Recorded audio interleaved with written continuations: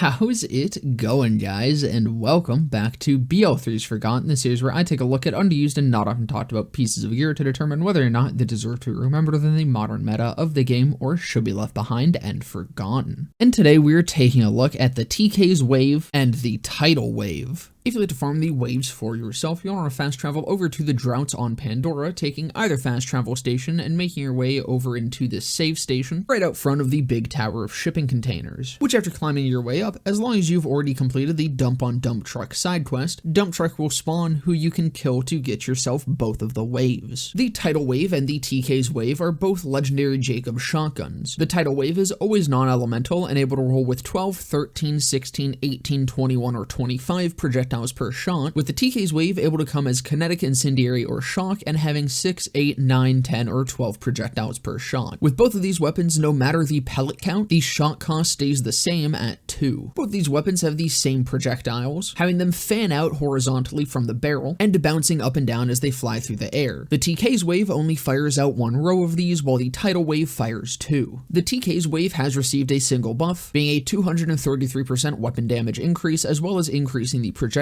speed. However, the Tidal Wave did not receive these or any other changes whatsoever. I'm so sorry to say that I am not going to test every single pellet count of these guns. Otherwise, I'd be sitting here recording footage for 11 different variants when I already know what the best is going to be. Unfortunately, I don't love you guys that much, and this is a perfect time for me to mention that your father and I are getting a divorce. It is indeed your fault, and the beloved family cat didn't run off to the cat kingdom, but rather he ran into oncoming traffic because he was utterly sick of sharing a household with an uncivilized, demanding asshole that wants me to record with 11 variants of the same fucking gun. Of course, with either the Tidal or the TKs, you just want the highest pellet count available to you. This is the case with almost any shotgun ever, but especially the case with these two since it doesn't at all come at the cost of increased ammo per shot. It is always 2 no matter what, so more pellets is just more bang for your buck. We'll first start out here with the Tidal Wave since this is the one that hadn't received a buff, standing at just over half of the damage of the TK's Wave post buff, despite being double the projectile count. This is still a very solid weapon since, you know, Jakobs shotgun with up to 25 projectiles per shot is always going to slap, but it is definitely worth keeping in mind that this is the lower damage variant by a large margin, especially considering its locked to kinetic damage. The one advantage that the Tidal Wave does have, however, is that it has increased crit damage over the TKs. Having that secondary wave underneath also gives the Tidal Wave more chances to actually land projectiles, but seeing as these weapons are generally used at butthole tickling range to land as many as possible already, this is effectively moot. The Tidal Wave is pretty much only the better option if you really value higher projectile counts, which on characters like Flak that have a lot of builds where projectile count wins out over all else,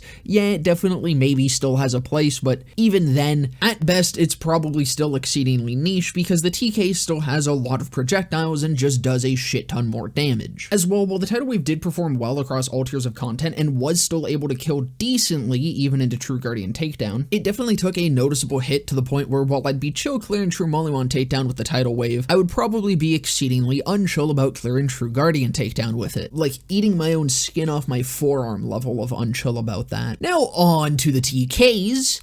It does more damage than the Hellwalker. No, but seriously, it does more damage than the Hellwalker. Look, Hellwalker, TKs. Hellwalker, TKs. Hellwalker and TKs. See? More damage. Higher crit damage, too. It's better than the Hellwalker. And unlike the Garcia video, I don't even have to argue about that. Just a fact, just a measurable, factual statement, completely backed up by numbers, science, and my desire for everyone that dick rides the Hellwalker to suck, lick, and sniff my asshole. The Hellwalker is a false god and your worship is a waste of fucking time. I'm sure this is no surprise, but in every manner other than projectile count, I think the TKs is just the better version of the two waves. Like I said, this damage increase is drastic while also being able to roll elemental, giving you further damage to scale off of and likely completely counteracting that lower crit damage. To my knowledge, this is the highest base damage per shot shotgun in the entirety of 3, excluding unique effects, otherwise that very likely goes to a stacked anarchy. But just off of base card damage, I'm pretty sure the TK's Wave is running away with it. The TK is more than held up across all tiers of content, instead being exceptionally good across all tiers of content. This weapon was a delight to use, and while of course being a very close range weapon,